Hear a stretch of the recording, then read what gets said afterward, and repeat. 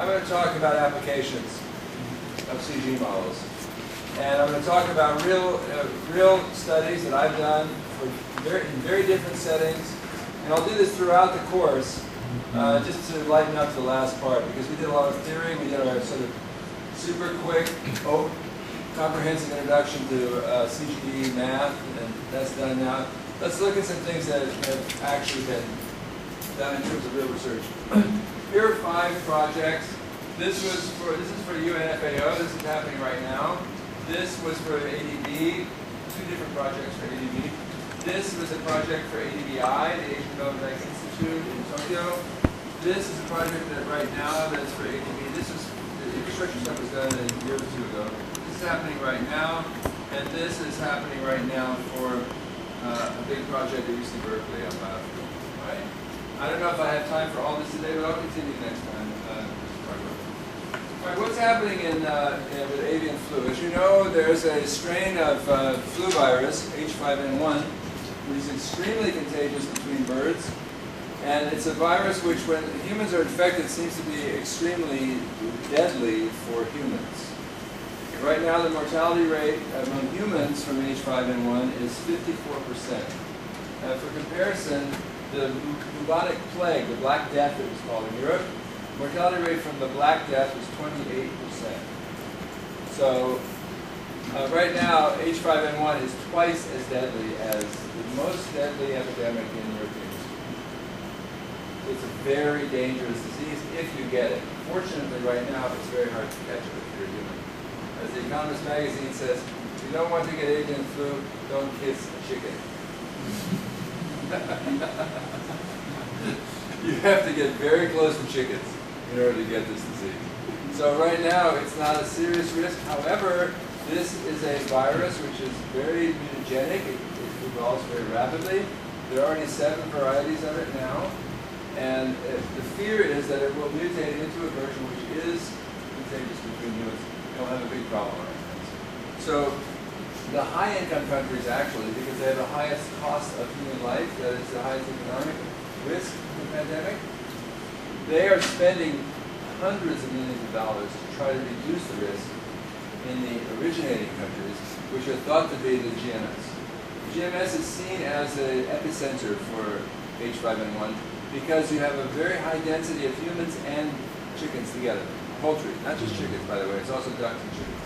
In fact, ducks begin to look like the really villains in the story. But anyway, in most other countries, you either have very dispersed human populations or you have segregation. The birds are in big, intensive systems, in factories, and they don't live with humans. But in the Mekong region, as you know, chickens, there's a high density of both human and poultry. So this seems to be creating a very high risk for H5N1. So there's a lot of investment going on in measures to control the disease in the Mekong region. And I've been working for 3 years on a project with FAO to look at the economic impacts of those policies. So if we want to study economic impacts, then we're going to use things like GD models. The first thing we want to do is to understand poverty, understand income. And here's some very useful maps of Vietnam income. I'm not going to talk about Thailand, although we're studying Thailand. We're still in the early stages on Thailand. We have to make some more progress there. But we've done a lot of work on Vietnam already. We're doing the whole GMS, Lao, PDR, Cambodia, maybe Yunnan, I'm not sure yet. But anyway, here's a really interesting map of poverty incidence. This measures the head count poverty ratio. That means what % of the population in a province, these are provinces, these little shaded areas, in a given province, what % of the people are poor? So let's think about this conceptually. What we're really measuring is how common poverty is in a specific area. So if you live in this area, poverty is not very common, relatively speaking. Okay? Only up to like 10 or 20% of the population is very poor. So poverty is not too common in this area. Up here, poverty is extremely common. The vast majority, 90%, 80% of the population are poor. So poverty is quite common in that area. This is one way to measure poverty, okay? And if you measure by this way, what you're really saying is not so much that there are more poor people someplace, you're saying poverty is quite common in this region. If you're there, you're likely to be poor. If you're here, you're not as likely to be poor. Poverty is not so common. So that might lead to certain policies. If you want to alleviate poverty, you might say, well, we have to go out to the remote areas. This is where poverty is very common. And so those poverty alleviation strategies would be quite extensive. You'd have to build infrastructure, market access, education, to reach these people who are far away from the urban areas. And that's one strategy for poverty alleviation. But guess what? It's not the right one. Why not? Because most of the poor people in Vietnam don't live in the remote areas. This is a very different way of looking at poverty. This is poverty density. It measures the number of poor people. So even if poverty is not as common in percentage terms in urban areas, there are many, many more poor people there. Look, this is the Ho Chi Minh area. This is the Hanoi area. The density of poverty is much higher. Poverty is more common here in percentage terms, but there are more people. So if you really want to target poverty alleviation, you should be looking here and here. Now this is good news for Vietnam. Why? Because it's much easier to target this poverty. These people are close to markets. They're close to urban markets. They can participate in the economy. And you don't need very expensive infrastructure solutions. What you need to do is to facilitate market access to them, labor markets, and commodity markets for farmers, local produce, local farm products. So this is a very different poverty strategy. Same country, very different data, very different interpretation of the results. This would make you think, well, we've got to go up here and basically help the hill tribes. And the Vietnamese government would say, no, poverty is an important poverty is here. Where all the poor really are. We can help those people, but later. Right now, we can focus on these people. And in fact, this is much easier. Because these people are near urban markets, they're near ports, they can participate in globalization. So the industrial growth strategy, the export-oriented strategy, is really helpful for Vietnam. That's not true of all countries, but in this particular case, it's really true. So we're interested in market access.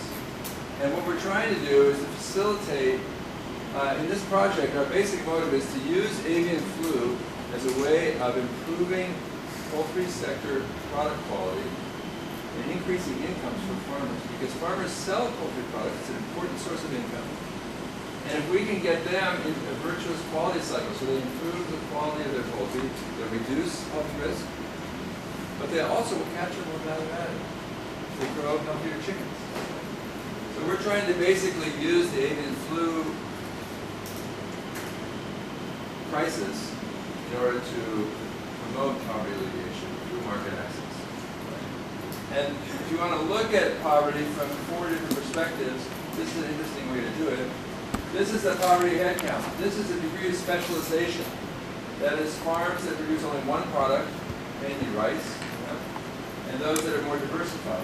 This is market distance. This is the nearest market. And this is agricultural terms of trade, which means the price of farm goods over the price of other goods. Notice that all these maps are very much alike. So poverty has to do with specialization. It has to do with market access. It has to do with the ag terms of trade. These are the targets that you should consider when you want to alleviate poverty. You should work on diversification of farmers. Get them out of the low-value subsistence commodities and have them producing goods that have higher income elasticities that they can sell to the cities. So what happened in China in the 1980s, when the first great ag reform in China was the early 80s, when farmers were given permission to decide what to grow and what to sell it themselves to the cities. They knew exactly what to do. They went into meat and specialty vegetables because those have much higher value added, much higher income elasticities. So as the cities get richer, they consume more and more of those goods. So the farmers diversified all by themselves. They diversified towards meat and specialty vegetables and fruit, things that have high income elasticities. So they were able to participate in globalization. As the Chinese cities became rich, the farmers became rich, selling those products. And they got out of rice, they got out of the staples. And they got much greater income. It was a huge wealth transfer from the cities to the countryside because of the market reforms. We're trying to do the same thing. We want the farmers to diversify, in this case towards poultry and livestock. We want them to get better market access. They don't have to move, but we want to improve the roads, we want to improve communication, so they have lower margins for distribution. They have better market access. And we want to get the prices higher by improving product quality. Farmers can't just bargain for higher prices. They have no market power, but they can improve product quality. And that will give them higher income. So these are all components of the strategy for poverty alleviation. Now here's a CGE experiment. I'm just going to give you one example because this isn't a lecture about this project. So here's one example, all right? As I said, we have 300 households in the Vietnam CGE. It's a very detailed CGE model. We have households for every province, quintile, rural and urban. So 5 and 5, each province, 300 households, types, right? And here they are. This measures, we did just a very simple comparative static experiment. We said, what if the government did what it said it's going to do? They threatened in the beginning of HPAI, or of H5N1, they threatened to ban the sales of backyard chickens. To forbid the farmers from selling their own chickens in the markets. They just have to keep them. They can't sell them. And if they did that, we did this experiment. We said, okay, you take away poultry income from the households. What happens? Percentage household income change by income category. Poorest households here, richest households here. Look what happens. This is a very, very regressive policy. The impact on the poor is much worse than it is on the higher income groups. So we presented these results to the Vietnamese government, and they rescinded the policy. Because we said, look at this, the poor are getting hammered by this policy. Why? Because poultry is a very important source of income for them, not just meat, but eggs too. So poultry income is very important for the lowest income groups. And if you ban those sales, look what's going to happen. Most of the impact is going to be on the poor. Because chicken products, nut products are very important to them. And so they said, okay, we'll back away. Right? Because that's still the majority of the country's population. So that was a very simple CGE experiment. Bingo. We got a policymaker could understand that. We said, okay, the poor are here, the rich are there. If you ban the chicken sales, that's what happens to income. They said, oh, well, wait a second, how do we do that? And we said, sure, you can't do that. And they said, yeah, but CP told us that if we could, they would build factories for us. And I said, sure, you can build factories if you want to, but you're going to have a lot of poor people who are upset about this. So CP can come, but slowly. Don't make it a 1-year process. Make it a 10-year, 20-year process. So that those farmers can diversify away from poultry. If you do it right now, it's going to have a very negative effect. Okay? So that's an example of a very simple CG policy exercise that you can explain policy. Okay, now let me talk about another application, infrastructure. Big area, very interesting, very relevant to ADB because it's an infrastructure bank, right? ADB lends money for big projects. And they've asked me to work on many projects, but these two were one in Pakistan and one was in Kazakhstan. I'm using these examples because they're both quite similar. They're about 2 years apart, but Pakistan was building a corridor from north to south because they wanted to build a very big transportation corridor that connected the whole country up to the northern area and hopefully get to China, right? They want to build it into the Kashmir area, or over the Kashmir area, to go into Xinjiang.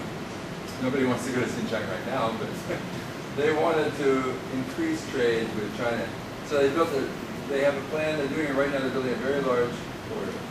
And they want a detailed incidence adjustment. They want to know what's the benefit of the corridor in Pakistan. And they wanted to know about the financing and targeting of that policy. In Kazakhstan, it's another big road system, a very large transport corridor going also to China. Everybody wants to basically build in stronger connections between their economies and the emerging economies of East Asia, of which China is the most significant. So here's another one. Kazakhstan in the Central Asian region, right? The CAR, it's called, Central Asia. It's supposed to integrate them. So I did 2 studies using CGEs and SAM. So for Pakistan, very simple CGE, not complicated at all, but it had 82 by 82 production activities, 18 factors of production. It was good in this sense that we had very detailed labor categories, so we could look at labor markets. I'm not going to talk about that right now, but we had also a lot of detail on households, 19 different household types. Very important, there were functional household groups, different ethnic groups in different regions and different activities, rural, urban, farm, large farm, small farm, I'll show you in a minute. So some detail which is important for the policymakers. Remember I said last time, we want to make sure that policymakers see the issues, see the stakeholders that they are concerned about. All right, here's the results. I'll just show you two sets of results. This is the impact of building the highway in constant dollars over this 26-year period. In the final year, you would see basically income increases for households of this much.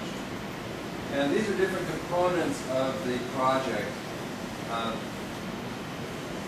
don't think you can really see that, but basically, this green part is the benefit that comes from reducing losses in transit. For perishable products, especially agricultural products, there are enormous losses from inefficient transport, losses in product, right? And these are benefits that would result from improved. This is the financing cost. This is the productivity of the road system, and this is vehicle operating costs. When you have better roads, then the vehicles go further. They don't require as much maintenance. Everybody saves money when the roads are smooth, right? And when the roads are bad, everybody loses money because the vehicles suffer. They're internalizing the cost of the bad infrastructure. Okay? So these are all components. But anyway, the basic impacts are like this. So you've got three regions, the Sindh region, the Punjab region, and other. And these are the rural areas. And you've got large farms, medium farms, small farms, landless peasants, ag laborers, and non-farm households, meaning shopkeepers and things like that, right?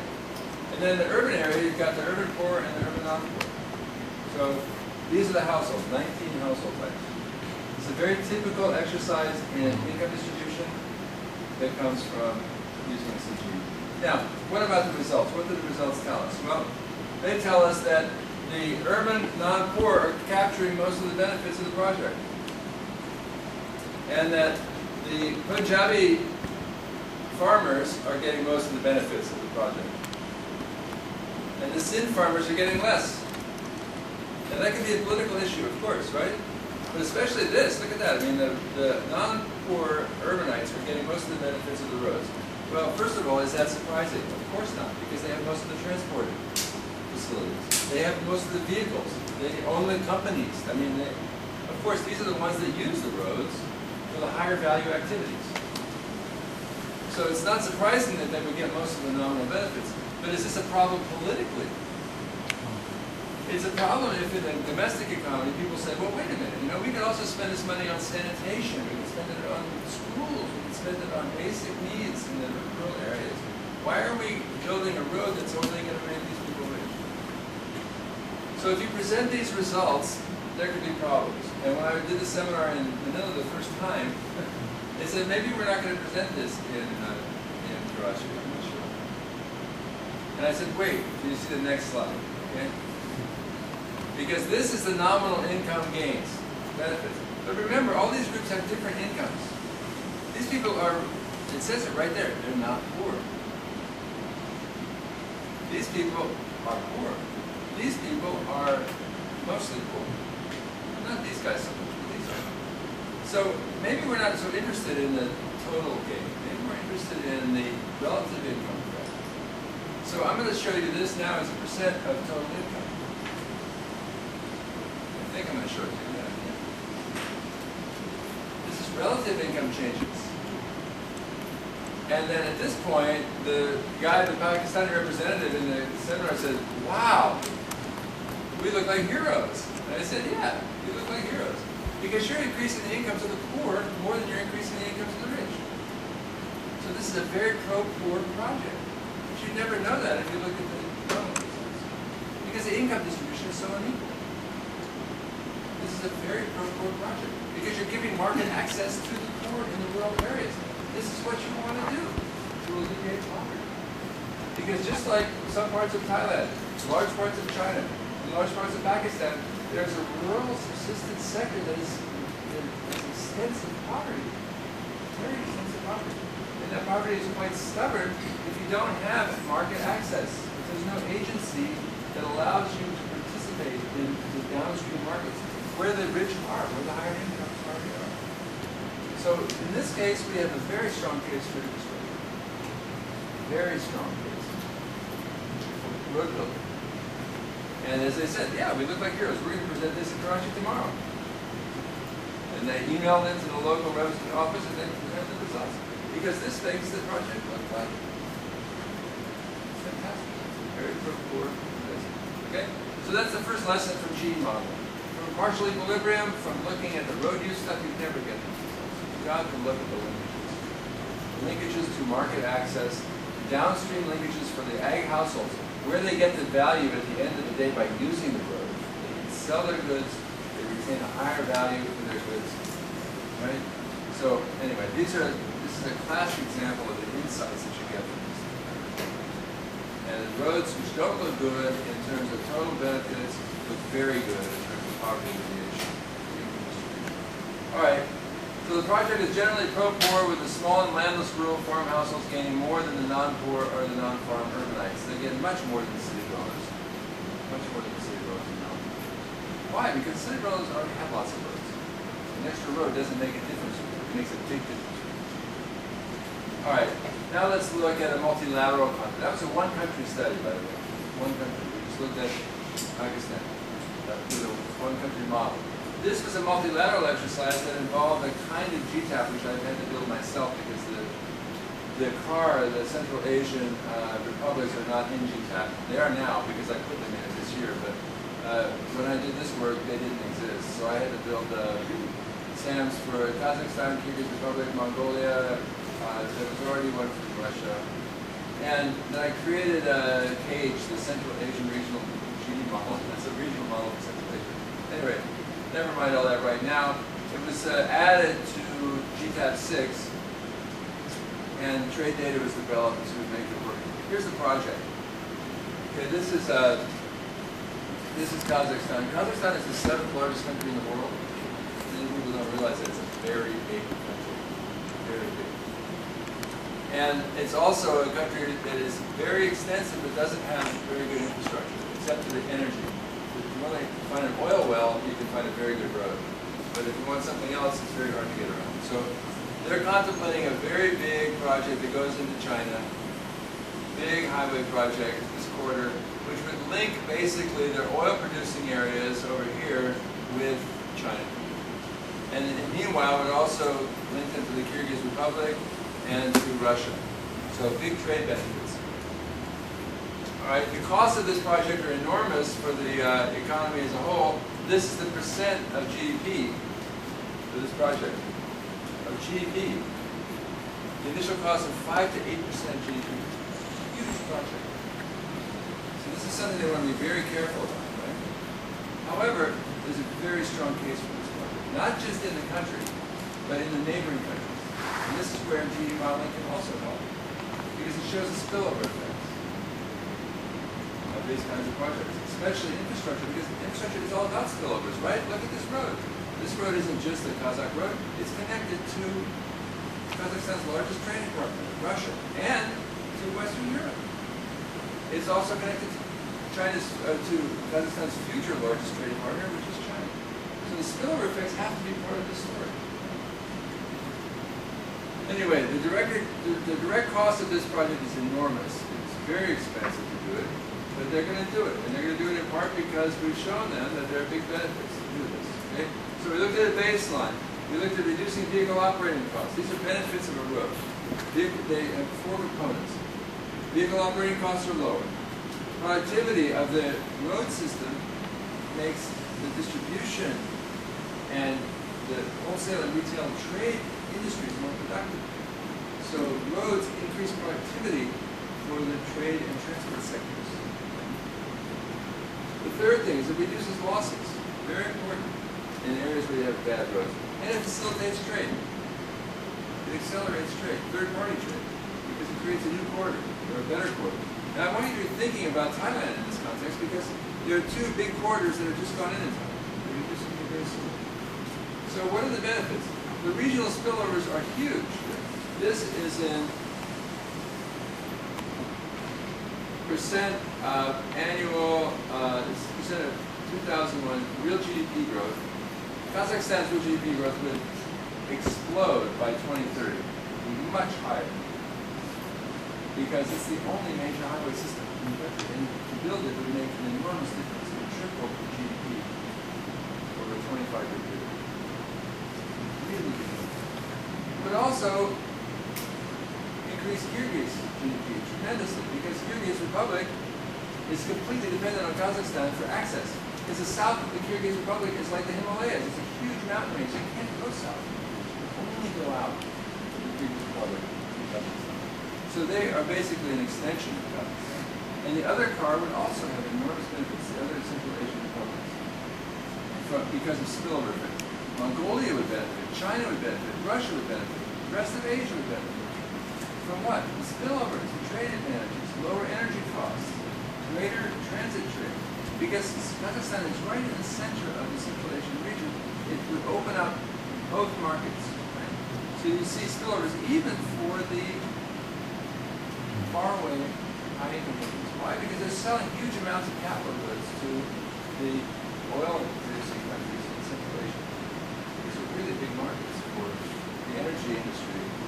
Now, when I landed in Almaty about 2 years ago in the airport, and there were 2 passenger planes, and there were 4 cargo expediting planes there. 2 FedEx, 1 DHL, and 1 Polar.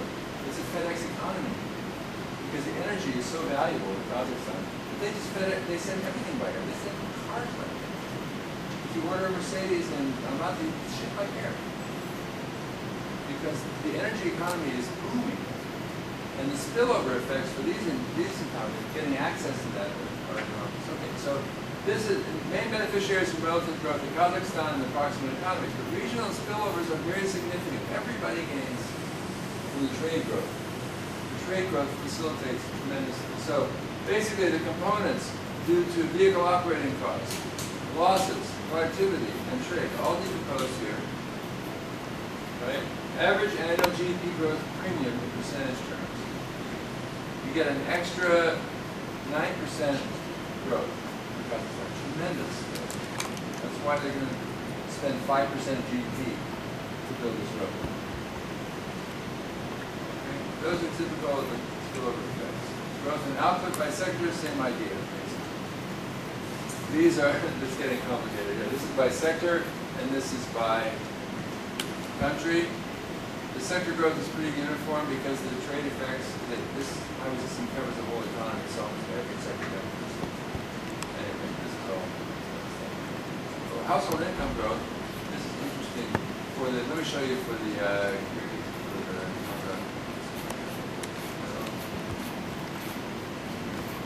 this is household income changes. Obviously, the neighboring countries are the main beneficiaries. All right. Now I'll talk about another application. This is China in the Asian region. I did this for the Asian Development Bank Institute in Tokyo. This was about a long time ago now. It's about 6 years ago I did this project. In the early part of this decade, the Asian economies were they were really nervous about China. Because when China joined the WTO, there were already many very successful exporters in the Asian region. And they saw the entrance of China as being a threat to their export competitiveness. Very reasonable. You know, I mean, there's a huge economy with very low labor costs, which is mobilizing very quickly, and they're mobilizing for one thing, and that is to hit the same markets, the same Western OECD markets that all of Asia is already exported to.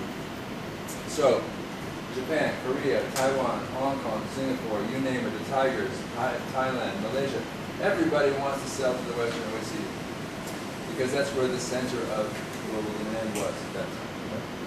And so everybody saw the entrance of China as a threat. I mean, let's face it. They weren't big consumers, it's a low-income country. But they were potentially very big exporters.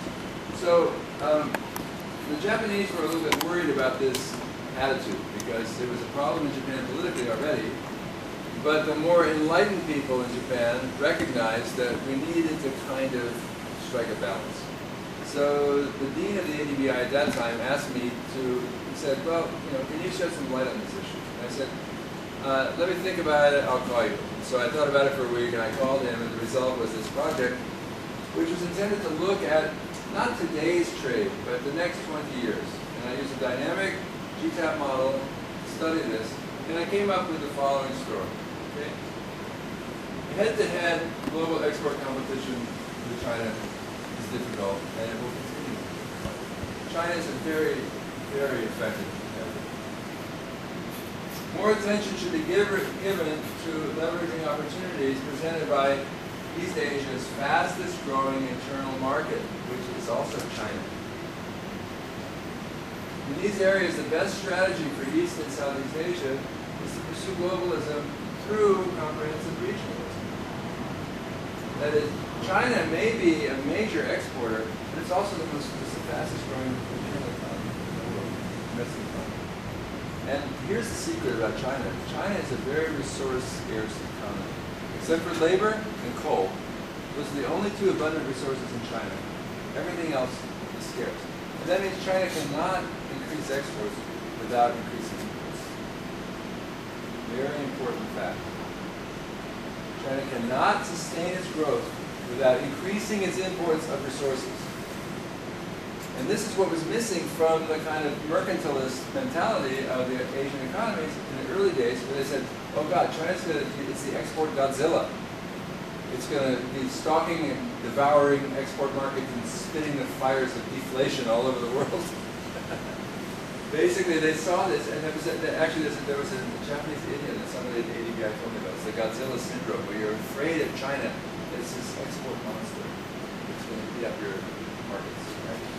That's one perspective, but then what I was trying to do is to turn people's perspective around and recognize that China is the most dynamic import opportunity in the region, and maybe the world, in terms of absolute growth.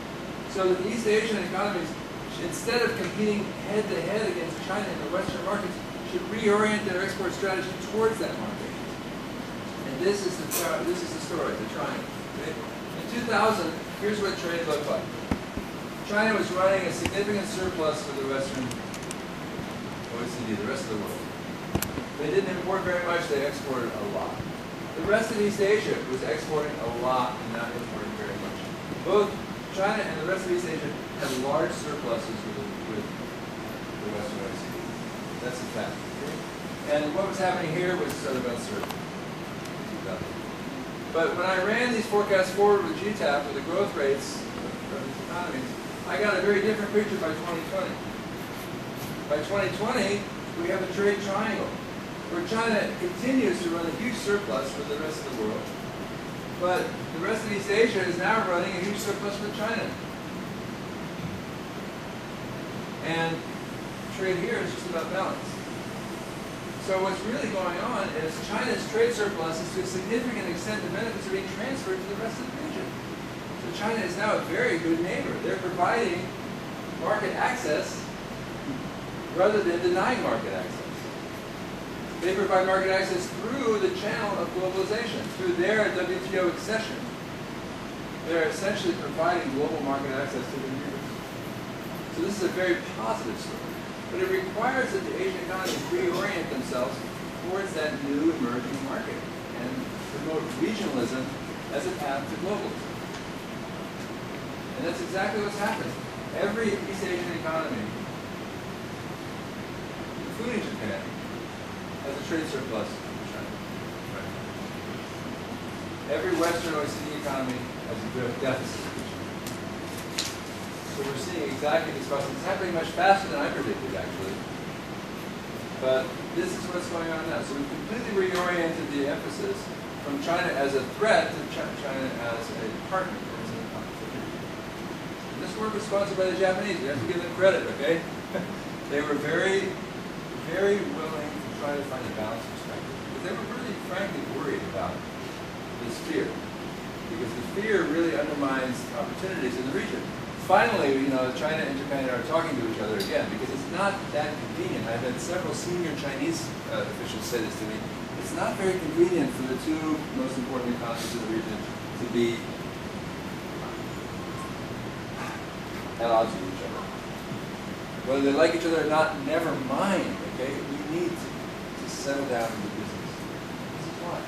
Because these opportunities are still there. And Asian regionalism is the key to a new globalism.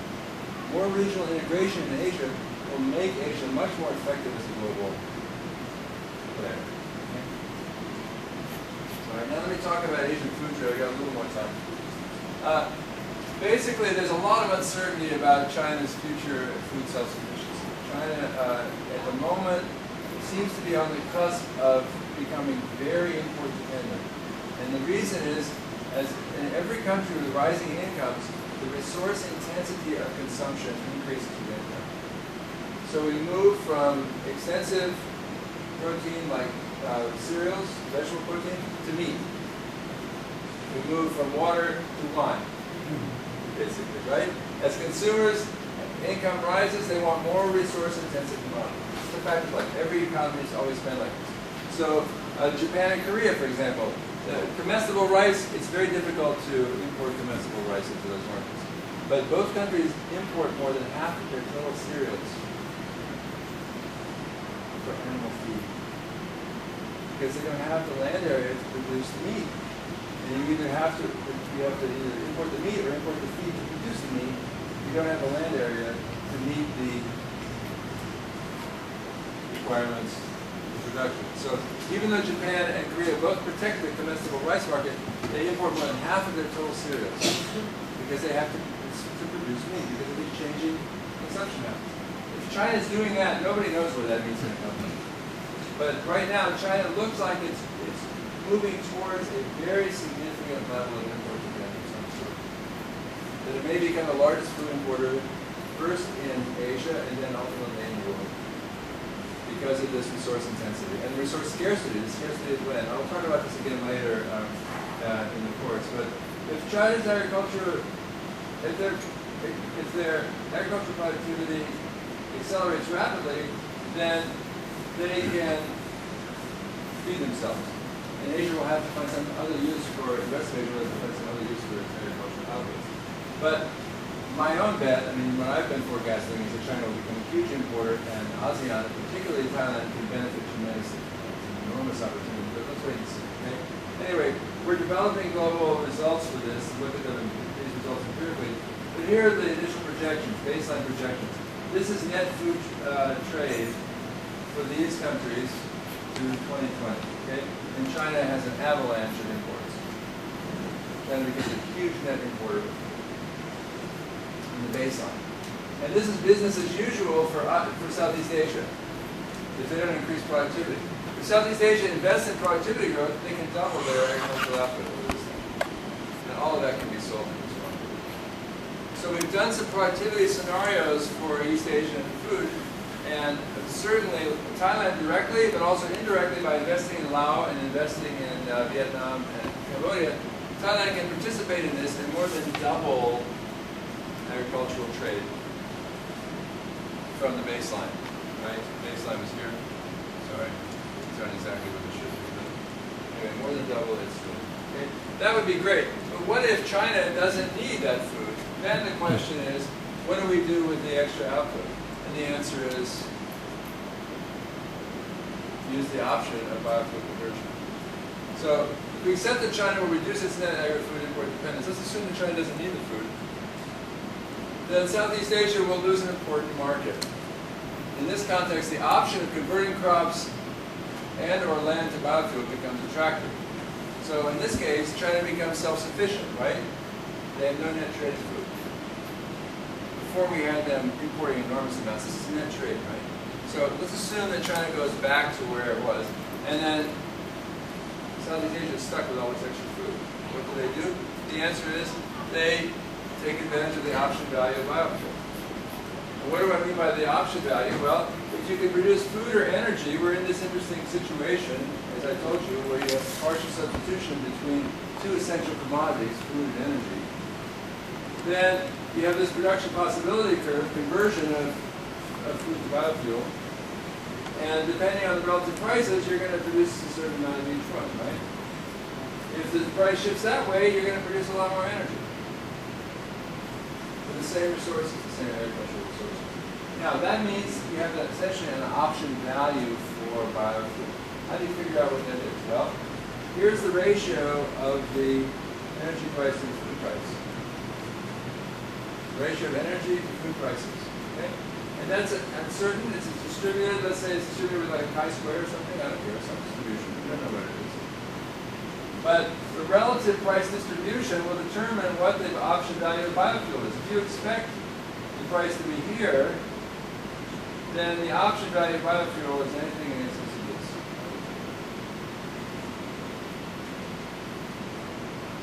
That's the option. And as the relative price increases, so does the option value of biofuel as an alternative. Now we can do scenarios and simulations of this with price trends. It's very easy. But we've only begun with this work. Yeah, oh, sorry. Yeah. My question is how estimate the distribution of the dwrh2. Yeah. Well, you have to look at the historic price ratios of food and energy. I mean, we don't have any forward information about that, but we do have lots of historic data on food and fuel prices, right? We get some distribution of relative prices, right? And then and then the option value looks like this. It's the ratio of these. So this will give you a sense of how much would make sense to invest in biofuel capacity and what the sort of trigger point is in terms of relative price. If you think energy prices are going to rise substantially and food prices are going to remain stable, then this becomes really valuable. If you think food prices are going to rise like they did last year, then maybe you don't have to worry about that. Yeah. Yes, sure. This is going to be the non-profit estimation only. That's right. That's right. But then we go back to the CGE to estimate the capacity for growth in the long run. Okay, so that's the fuel model. Here's something I did for the European Union. This was published in Energy Policy. And we can do this with Thailand in about a week, because I have a very detailed inventory of biofuel yield on a crop-by-crop basis. And if you have data on crops, which I think Thailand has very detailed data on crops, then you can calculate the biofuel potential for the national economy with the so-called G1 conversion, which is first-generation biofuel. That's basically comestible biofuel. Sugar, corn, rice, wheat, whatever. I have all the conversion factors for those biofuels, and we can calculate the biofuel capacity. This is the biofuel capacity for Europe. And this measures what the potential for ethanol production is, what the residual demand would be if they were self-sufficient, and the percentage of self-sufficiency in biofuel that each country has. That will likely be calculated for Thailand very easily, because we have the inventory of the crucial thing is the conversion factors. You need to know how much biofuel you get from each crop, and then you apply the crop data, and you get these very detailed estimates. This is petroleum displacement, which measures how much fuel you can give up or displace with ethanol. And this is for the European 25. I did all this for the EU 25 list. We can do this by province, you know. I mean, it'd be very easy. If you want to develop provincial biofuel strategies, then you can do this by province with the cropping patterns that are there and land use information if you want to think about alternative crops. Okay. How are we doing? Almost. Okay, long-term energy markets. Demand is very uncertain. Supply is uncertain. Demand potential is enormous. Excuse me. This must be one of my kids. I'm sorry.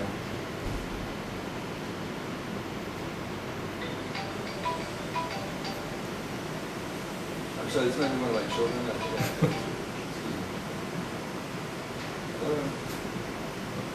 Hey, hi. What's that? Hey, good. Okay, I gotta call you in 10 minutes. I'm in a lecture right now, okay? It's not an emergency, right? Yeah, okay, I'll call you back very soon. Okay, bye. Sorry. My kids were camping in a mountain nature reserve with some summer camp. So, they're very excited. I'm sorry. It's not an emergency. Okay, what's happening in these markets? This is what we need to understand, all right? In the food fuel debate, the market dynamics are really important, and we still have a lot of uncertainty about that. Demand trends are conditioned by three factors: economic growth, autonomous energy efficiency, and regulation. All three of these factors are driving the energy demand setting and the fuel. Right? Economic growth, fundamental driver of both energy and food demand, towards higher intensity both food and energy use with income. Autonomous efficiency measures, that's a beneficial trend. It's going pretty well, but we're not keeping up yet. We've got to accelerate efficiency. And regulation, which basically has a big influence on all this stuff. On the supply side, global energy supplies will continue to be driven by three influences: traditional exploration and discovery. Yes, there's more oil, but it's getting more expensive. This is a really important fact. When people keep saying, oh, but look, they just found all this oil in Brazil. It's true. Last year, Brazil found a reserve which exceeded all their known oil reserves. Unfortunately, it's under 2,000 meters of seawater. It's at the bottom of the ocean. And so the marginal cost of that energy is very high. So even though the energy exists, the marginal cost is rising very steadily. And that's economic scarcity. I don't care whether it's there or not. If it's expensive, it's scarce. G1 and G2 biofuels. We don't know what's going on with that. Okay, G1 is food stocks, and that's controversial, right? Food fuel. G2 is cellulosic. This is grasses and things like that. That does not seem to conflict with food, but of course it does because you need land to produce the grasses. So there'll still be a displacement effect, which we have to be careful about politically. But fortunately, many of the G2 feedstocks, which are grasses, will grow on more marginal land. Things like miscanthus and jatropha too, nuts like that, will grow on more marginal land. So there may not be as much of a trade-off, but we still have to pay attention to that. And then other renewables, and of course, nuclear, the N word. Very controversial in the West, but it's coming back into polite conversation for one reason, and that is it's not a carbon technology. Nuclear power is not a carbon technology, and it's the only one that's in the right order of magnitude to really make a difference.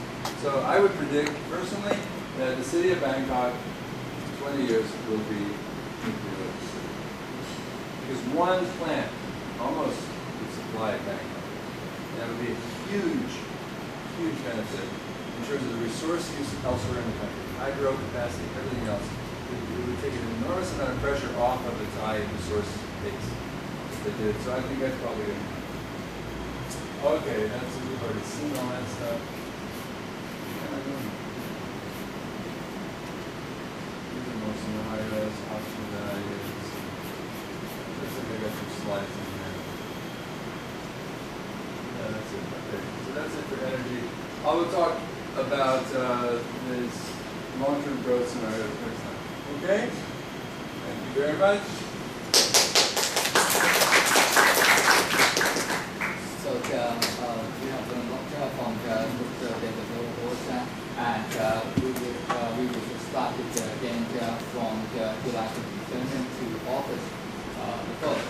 And please come again and next time. And we would like to be very thankful to Dr. dwrh for the excellent presentation and lecture to us. Please give him a comment and thank you.